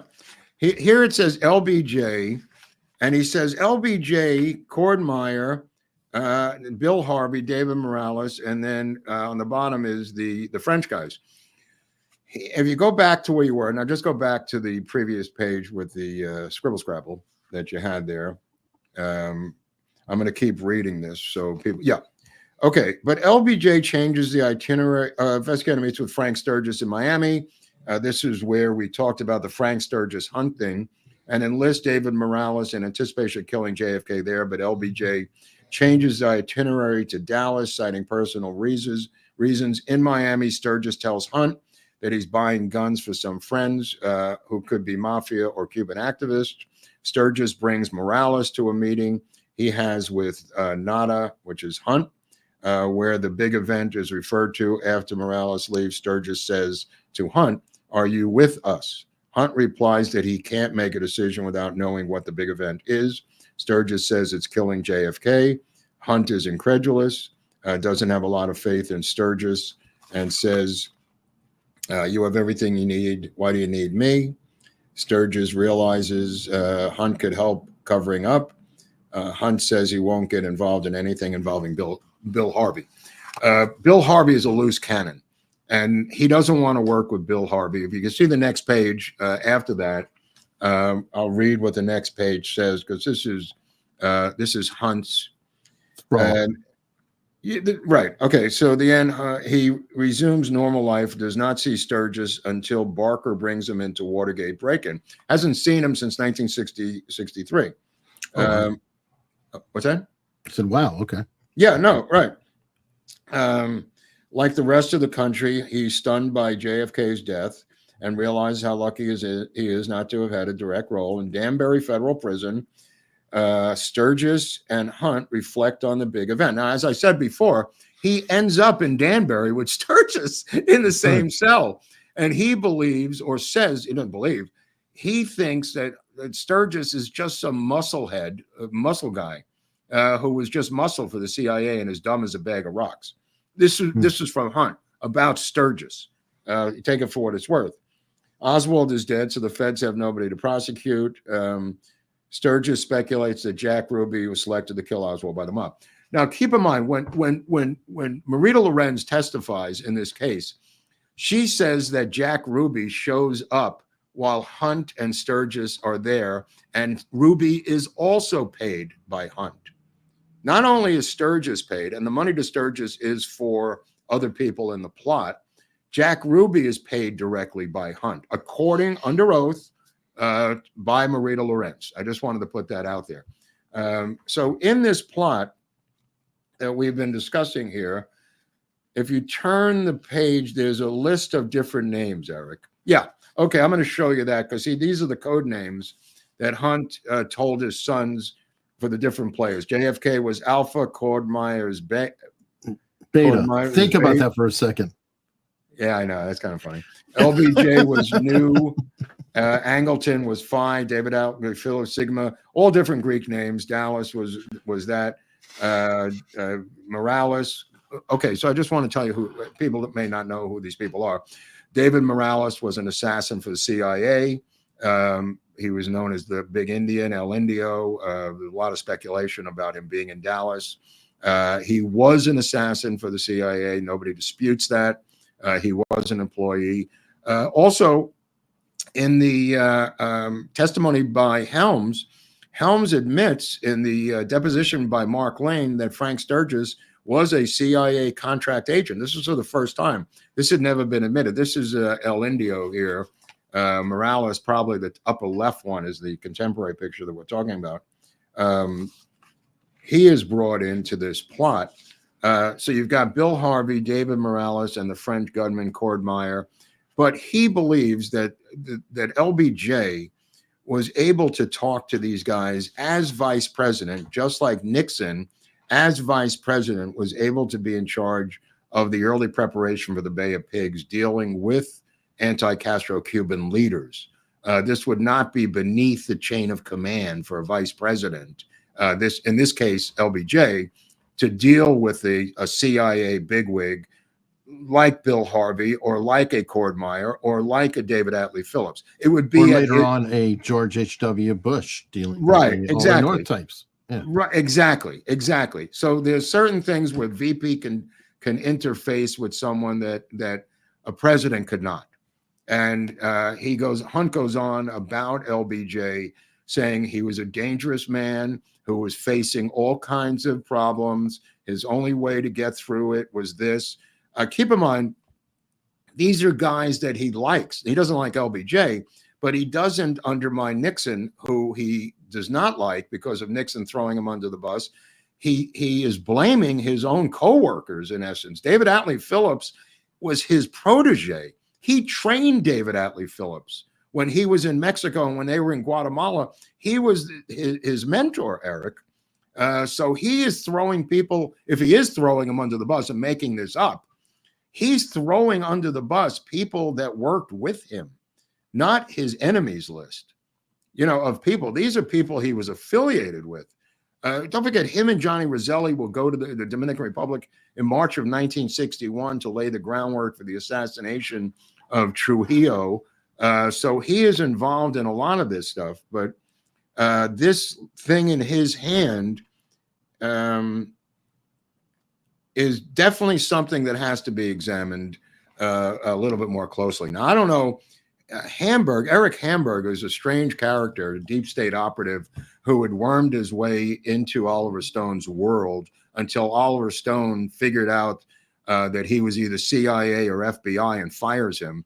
He is an actual producer on Nixon and Any Given Sunday, and he wrote a book that I was just telling you about, me and Oliver Stone and Nixon, Oliver Stone and me, where he completely savages Oliver Stone with an incredible amount of tabloid journalism slurs, almost as if this was payback by the Central Intelligence Agency for the Oliver Stone figuring out that this guy was not who he said he was. Okay, Eric Hamburg is an aide to a senator. He's the chief aide to a senator when Oliver Stone finds him, named John Kerry. I don't know if you've heard the name John Kerry. Yeah, maybe. Okay. David Hamburg, his father, is a big, spooky scientist dude. And Eric Hamburg is as spooky, seemingly adjacent as they come. He somehow goes from DC, from being the assistant to John Kerry, to working as senior VP of business affairs for Oliver Stone. And he knows nothing about Hollywood. He knows nothing about business affairs. And he begins to produce the movie Nixon. He finds the writers for Nixon, and he brings in the #1 consultant on the movie Nixon, his hero. This is what Eric Hamburg brings in. And he fronts all these people in, because Oliver can be oblivious to all this shit. I mean, Oliver could be working on 5 movies of 10 degrees of chess level crazy crap that he's got going on production-wise. So there's a lot of stuff that Oliver doesn't focus on because he's busy. But this guy brings in the chief consultant for the movie Nixon, and it's his hero. And his name is John Dean. And John Dean begins to shape the narrative of the movie Nixon. So once again, the deep state begins to sink their teeth into Hollywood. And later on in the second movie, which is Any Given Sunday, Oliver Stone figures out that he's been had by this guy and fires him, saying that you're obviously the CIA or something, or military intelligence. I don't really know, but you get out of here. You're fired. And he, to his credit, finally figures it out, Stone. But holy crap, this guy spooky. Anyway, we'll try to get him on the show. Maybe he could defend himself. I don't know. But yeah, I'd love to get fans. We're fans, really. We're still fans. I love the book. Eric, great book. I know he went back to Stanford, to Spookville to teach. He got out of the movie business real quickly after his assignment was over. Nobody leaves the movie business unless you got a bullet in your head or a needle in your arm. Let me put it that way. This guy just left on his own volition after his job was done on Nixon.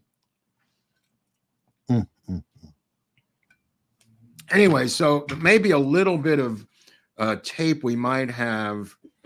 I'm trying from 2003.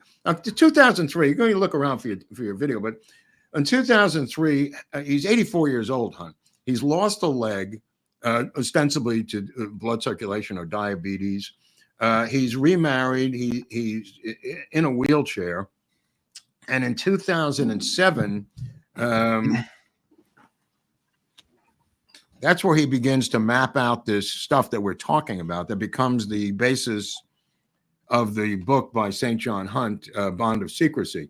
By the way, thanks to all the book people for the Nixon Book Fund who are sending donations through Venmo and PayPal. There's a lot of Nixon books. I have to still buy all the Kissinger books because that's going to cost me a small fortune. So these little $5 and donations for the book fund are really helpful because there's a lot of books of various pricing.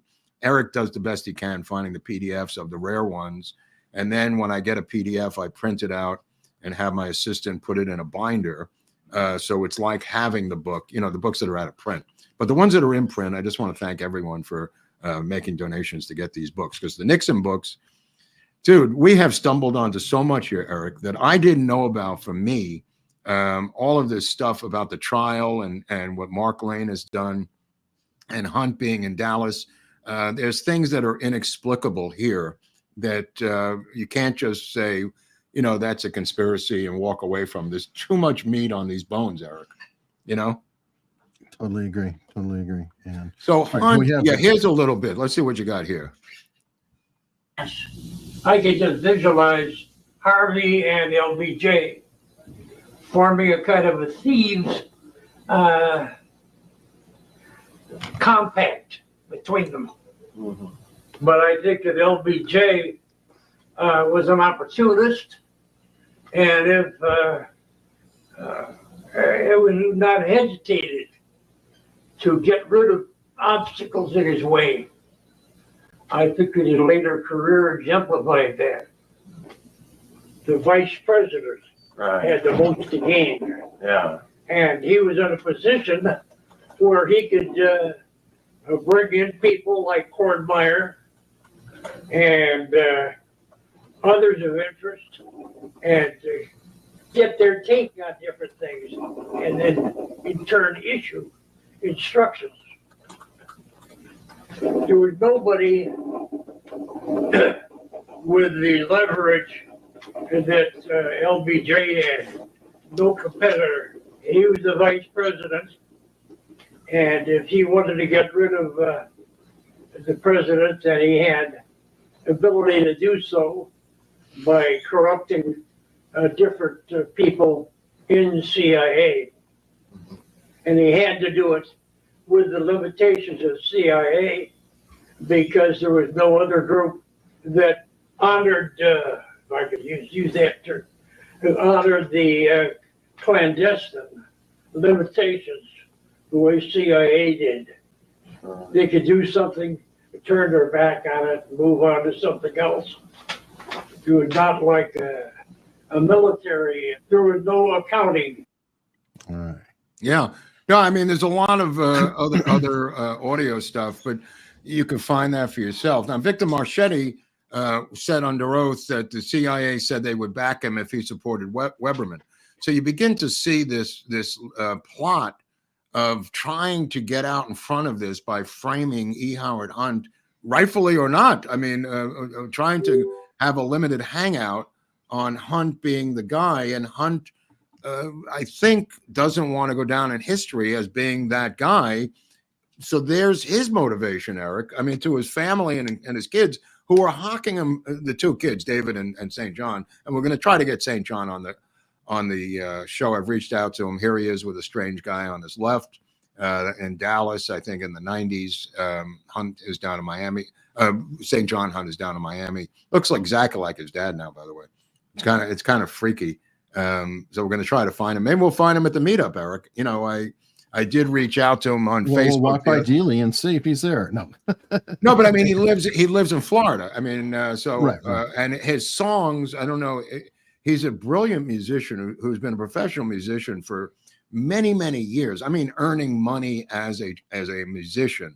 There are plenty of people that you and I have never heard of who work as musicians. Right. And he's been working since he was 15. I mean, some of their early gigs in the 70s, they were getting $50 a man, you know, playing schools and college gigs and bars and that kind of stuff. So he's a super polished singer-songwriter, by the way. I really enjoy his stuff that's on YouTube. We could try it. Go ahead. Give it a shot. See if you can. He wrote a song about his mother. This is a great song.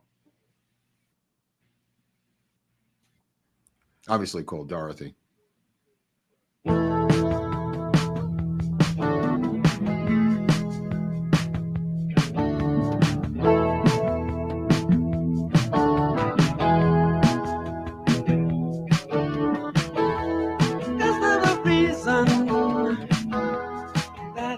See why you were chosen to die before me.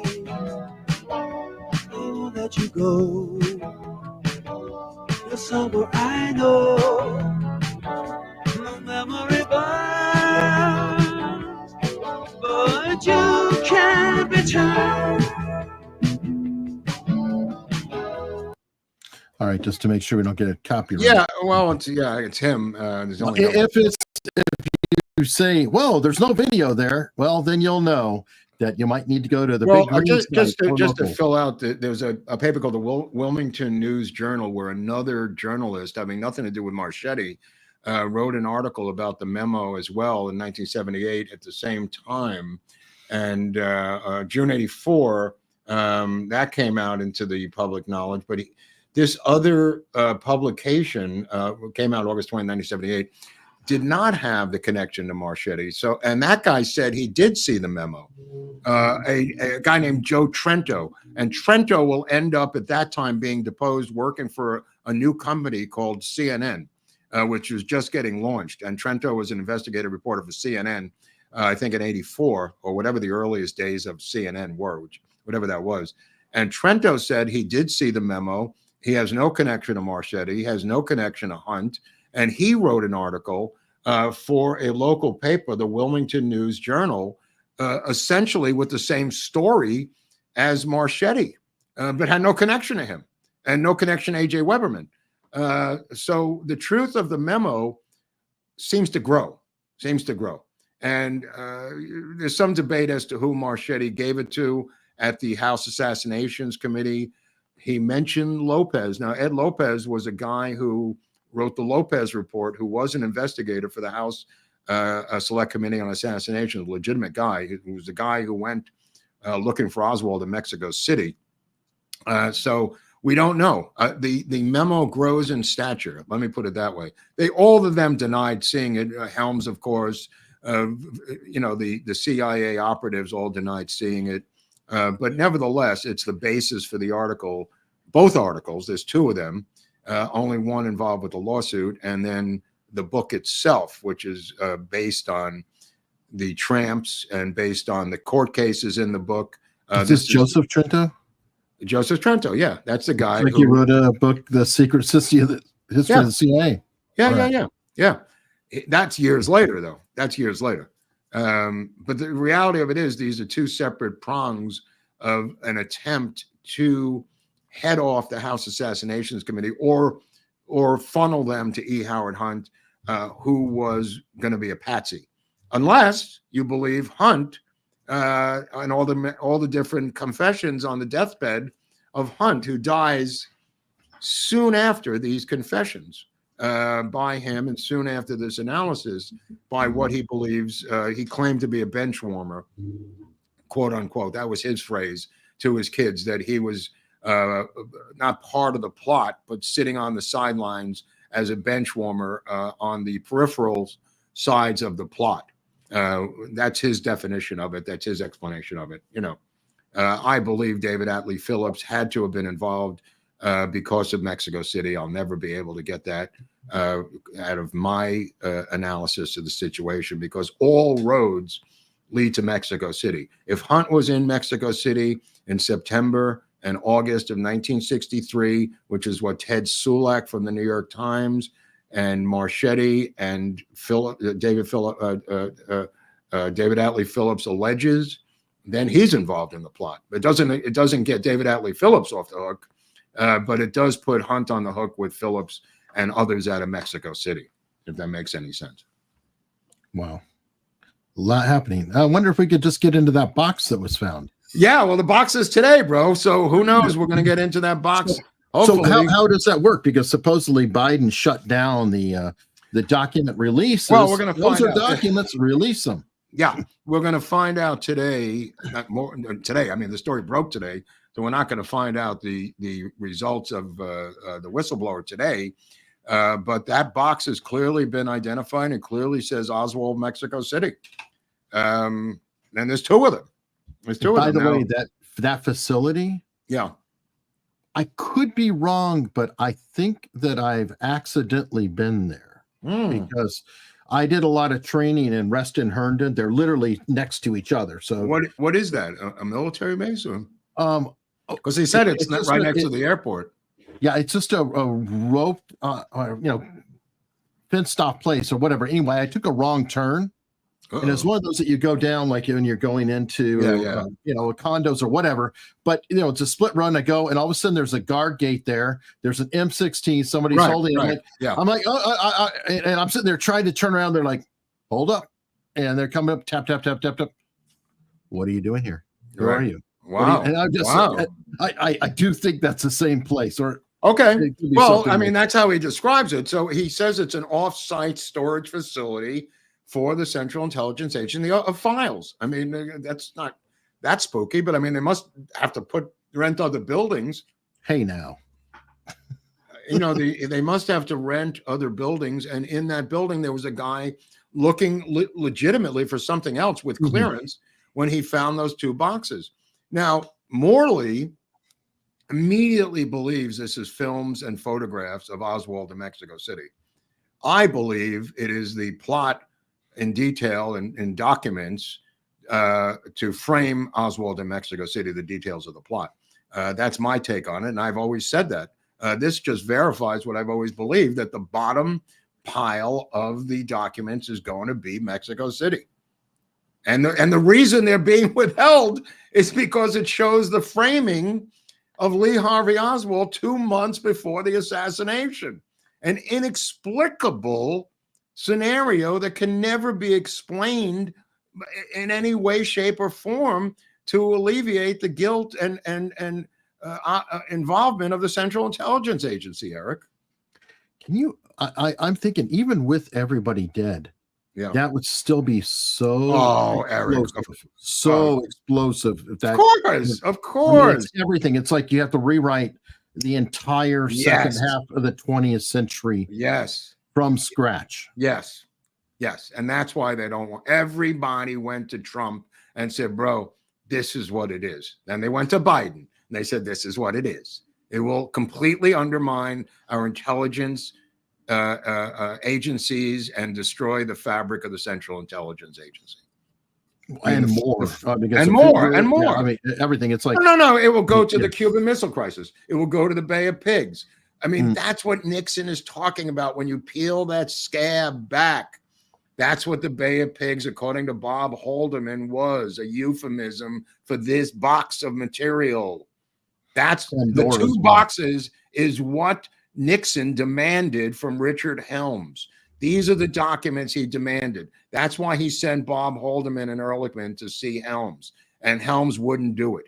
This is what Nixon wanted. Wow. And I do kind of wonder if this is like another case of the Gottlieb MK Ultra, where they forgot to destroy the one set. I don't know. I mean, it could be because they look, shoved it off site. What what doesn't make sense is photos of Oswald in Mexico. You would thereby make your case. If there's footage from those cameras, which they now that would make your case. Why would you sit on that? Yep. It would make your case. It's absurd by Morley to say that.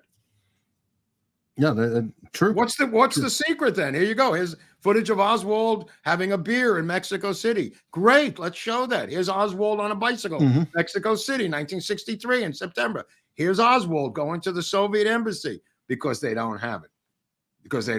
That's why they put out the phony photographs. That's why they put out the phony audio. Hoover was able to completely break that down in 5 minutes. The FBI completely destroyed that in 5 minutes. And we have the transcript of the phone call to LBJ saying this is an imposter on the phone.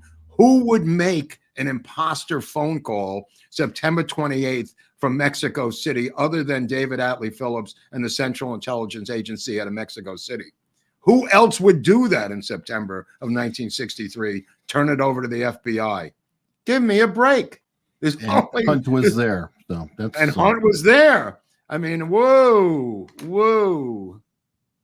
Wow. Anyway, I hope people like this, and maybe you'll subscribe to the show if you give a shit. If not, go fuck yourself. Oh, there we go.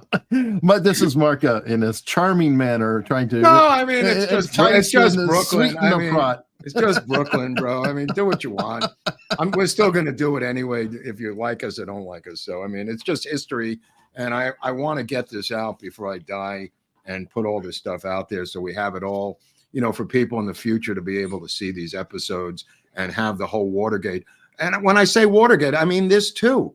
They're all interconnected, people. This is not just JFK. People are saying, you know, I only like the JFK stuff. Well, it's all interconnected.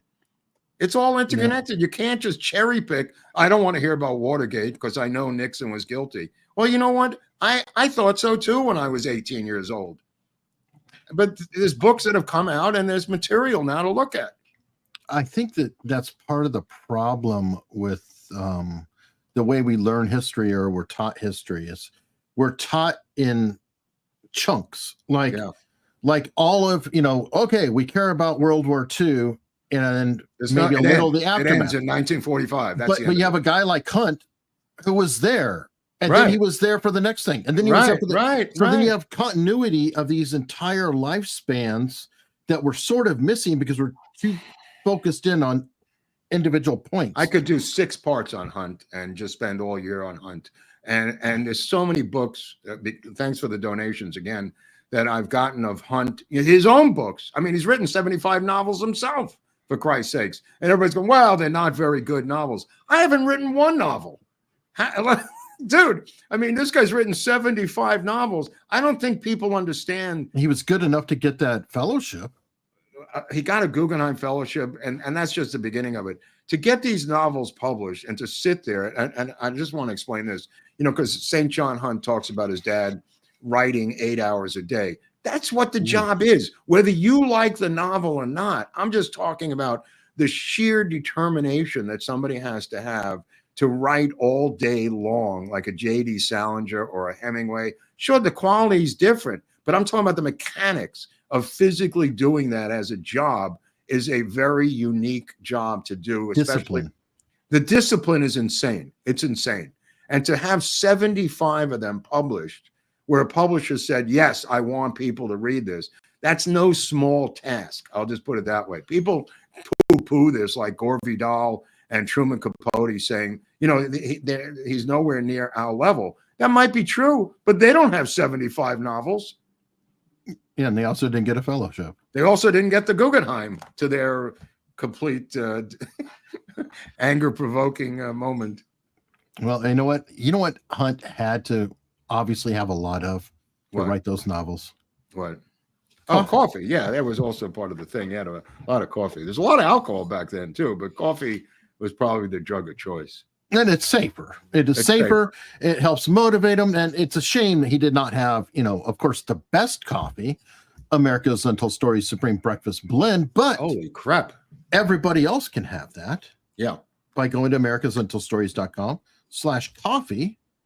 And that will help motivate you to start your journey writing 75 books or so. You definitely need that energy. Well, that's with a typewriter, keep in mind. That's not with a word processor. That's with a typewriter. Absolutely. And but we do have some direct support from folks. We've got Pamela Clifton wishing us a happy Tuesday. Happy Tuesday to you. Dustin is here.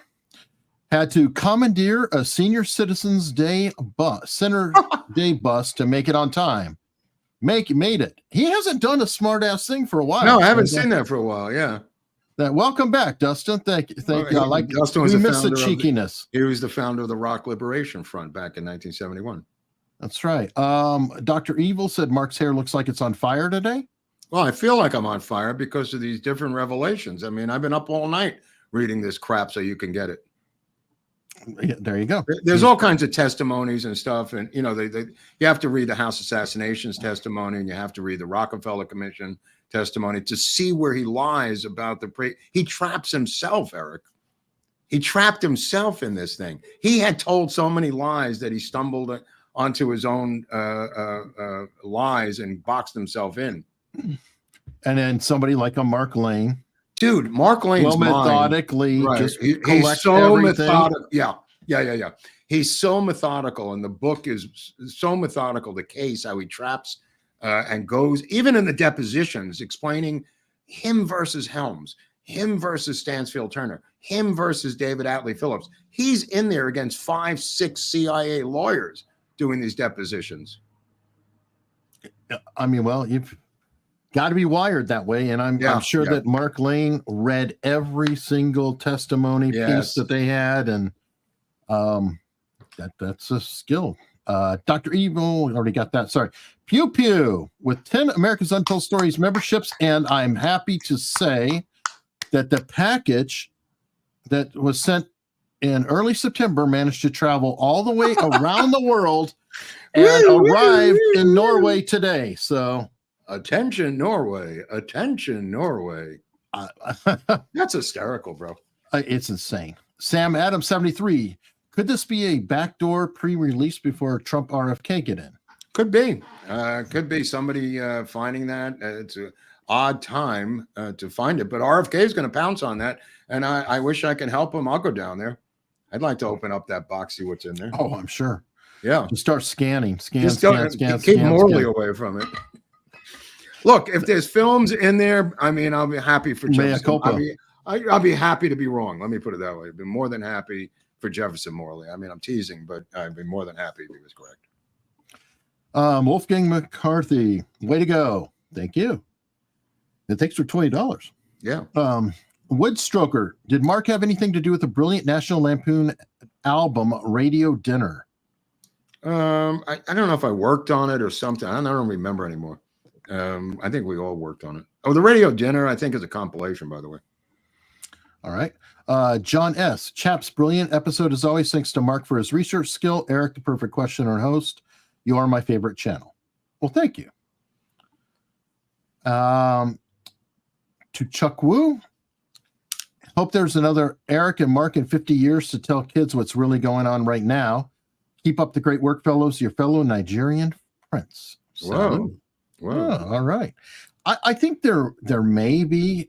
Well, there was that kid in Dallas. Remember that who's working with Robert Groden? Yeah, and he's through Groden's archives. I think that there's rumors that Groden is leaving it to him. That no, it's not. It is true. Okay. True. Yeah. But I think now it's worse, but it's improved in some ways, depending. When Mark Lane was writing his books and trying to film everybody, there were only 3 networks total and very few resources. The CIA could lock down the publishers. Yeah. The internet has been a problem for them. Even though they're doing a good job screwing everything up, it's still a problem. And it's only going to probably keep getting worse. Well, they're going to come up with new solutions, Eric. I got bad news for you. Well, but then there's the other side. So mobster Gianni Russo claimed there were 5 assassins at Dealey Plaza representing the 5 families. Oswald is part of the Carlos Marcello crime family. The problem is these people have no credentials to make these statements. They're just the nephews and sons of different. They're not credentialed people. And it's James Files, right? And they just don't have the veracity nor the legend to be able to come out with these statements. There are 12 shooters. One of them was Mel Torme, and I just got a book deal. And I mean, they're a dime a dozen. I mean, the stuff that we're doing here has some connection to the other stuff. When I go through the depositions and you see that Mark Lane's book was blocked for a reason. I mean, they don't block the gangster books. They don't block James Files. They don't give a shit. They block stuff like Mark Lane. 100%. Not a bot. Great name. And YouTube. Not a bot. Jackie Joe 15 is so good to finally know the truth. Thank you. We don't know all the truth, but we're getting there. I'll tell you that much. Pieces. I want that box. Everybody wants a piece of the box. Pirate Ken, tell Mark I may take up his November 5th invite. If elected, Trump says he'll release remaining JFK files. Will E. Howard Hunt's name possibly show up? Yeah, no, it would, because I believe if he was there, and it goes to the station chief was of the Western Hemisphere was David Atlee Phillips. So we know that Phillips was there, and the embassy was there in Mexico City, and they were working out of it, and they had the cameras on the Soviet embassy, and Phillips is there. But the thing about Hunt is that's never been revealed, and it's been denied by Hunt that he was anywhere near Mexico City for 10, 12, 15 years. Kind of like he was nowhere near Dallas. Kind of like he was nowhere near Dallas. But, I mean, David Atlee Phillips has nowhere to hide. Yeah. Scott Bimbo, if you are demonetized, do you still get ad money? The way that works is it's quote unquote limited monetization. So we're considered bad material. And we do still get super chats. Like when you guys donate to us directly, we get a cut. YouTube takes 30% off the top. Apple takes 30% if it's on your phone. It's like the mob. They're like mobsters. Yeah, everybody takes a piece. It's like the Gambino crime family. Right. And also we get what's called YouTube Premium. So the people who are paying for YouTube Premium that don't get the ads, we get a little bit out of that as well. Look, But just it's- PayPal me, Venmo me. I'll split it with Hunley. We'll be okay. Don't tell anybody. Or are you going to email or do both of it? Yeah. And you can always support us on Locals. You know? Right. You could go to Locals. That's free and clear for today. We don't know what'll happen in the next couple of years, but Well, that's true. But work with what we have while we have it. well, we'll be working when we have election day, won't we, Eric, down in Boca Raton? Yes, we will. Yes, we will. And you can find out more about that, as a matter of fact, America's Untold Stories.com/events. What? Yep. This is the end of America election final meetup, election night, marathon, America's Untold Stories. You're really in love with these AI figures here, aren't you, Hunley? Yeah. I sure am. And you know what? What? They get the click. We're going to go all night, people. This is not your father's meetup anymore. We're going to have a live broadcast. We're going to have a live TV feed of election coverage. We're going to do a dinner. We're going to do drinks. There's an open bar, and it's in a ballroom. It's in Boca, upscale, and we're going to go until we get an answer. Put it that way. We're going to go until something gives. This may be the last broadcast, so we urge you all to get to Boca for election day. And you know what? You got to vote before you go, so don't forget that. Oh, yes. Do mail in your vote or take it in, whichever way. Yeah, a lot of places are are open. Like in my town here, they're open physically to go in. Like a month in advance. I don't know what it is in your town, but sometimes the physical thing is open for days before and after. Not I don't know about after, but days before to vote, and then you can do the mail-in ballot. Or drop it off or whatever you want to do. But don't come there and vote. You got to vote before you go there. Right. Which I have to do as well. And I know Mark has to do as well. Yeah, I'll do it as well. Or, you could vote that morning, depending on where you live. Well, you if you could live in vote and Florida, get there. We're not going to start till the show's at 5:30 Eastern time. So you could, we'll probably serve dinner like at 4:30 though. But if you could go there the same day, theoretically, Eric. No, if they live there, yeah. People who are, a lot of people travel. We may Well, have, I know. we Greg's have a couple of people coming from Hawaii. They probably need to right. get But their Greg, vote in. I think, is coming from Alabama. There's people coming from Somebody from New York. Yeah. Hopefully Al Gonzalez will be there. Maybe Alan, if he can come down from New York. I know he likes to take a train. Alan's supposed to be. Okay, good. I hope so. You could take a train. You don't have to fly all the time. The train does go. The Flagler, I went to that Flagler estate. Holy crap, was that great in Palm Beach. That mansion that he's turned into a museum. Nice. Henry Flagler was the guy that brought the train down from the Northeast to Florida and really created Florida. Brought it all the way down to Miami, thereby allowing the transport of people from the Northeast down to Florida. Okay, cool. Dustin says, can you connect William J. Donovan and E. Howard Hunt at some point in time? Yeah, we did that. Donovan was a friend of his father's, and he went to Donovan to get into the OSS. And Donovan, as I said in the episode, says you're not getting in just because of your father. And he had to go through the entire grueling training that we had described. Donovan had created when he created the OSS. No, he met and got the green light to train for the OSS from Donovan. He actually met with him in New York. So there is a direct connection with him and Donovan. There you go. Nancy Nation J with the super sticker. Thank you very much. That's a cute picture. Yeah. And then Mr.